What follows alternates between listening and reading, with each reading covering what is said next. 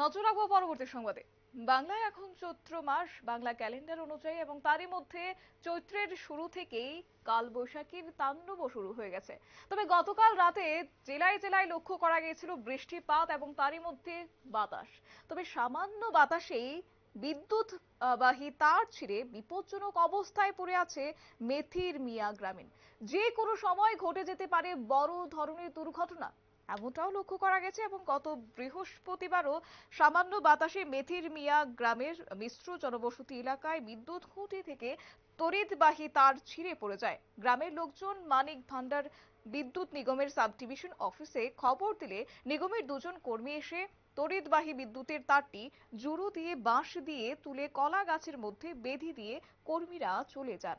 বর্তমানে এমন অবস্থায় বিদ্যুতের তারটি রয়েছে যে কোনো সময় বড় ধরনের বিপদ হতে পারে।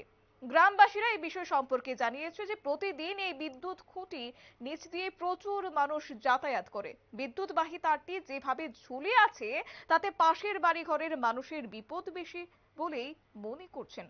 তবে মানিক ভান্ডার বিদ্যুৎ নিগমের দায়সারা কাজে মেথির মিয়া গ্রামের জনমনে এক প্রকার ক্ষোভের সৃষ্টি। কি বলছেন তারা, শোনাবো।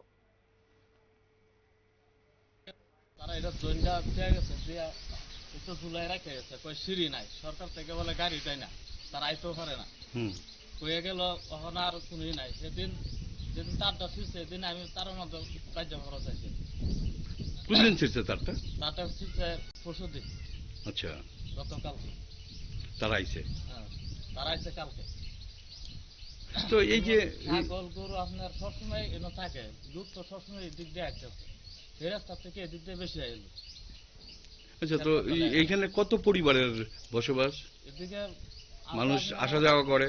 আসা যাওয়া করে আপনার ধরুন 20-30 ঘর পরিবার আসা যাওয়া করে। এই বাড়িতে আসা যাওয়া করে, তারা আসা যাওয়া করে। এদিকে ওই দারাঙ্গারের দিক থেকে হয়, মানে ওখানে শুকনা খেতেও খেত দেয়, শর্টকাট মারা দেয়।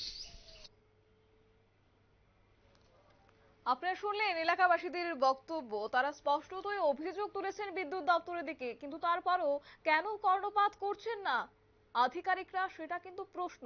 তবে গত বৃহস্পতিবার রাত থেকেই এই বিদ্যুৎ পরিবাহী তার ঝুলে রয়েছে, যে কোনো সময় ঘটে যেতে পারে বড় ধরনের দুর্ঘটনা, কিন্তু তারপরেও তাদের কোনোভাবেই কোনো গুরুত্ব দিচ্ছে না, একেবারে দায়সারা ভাব।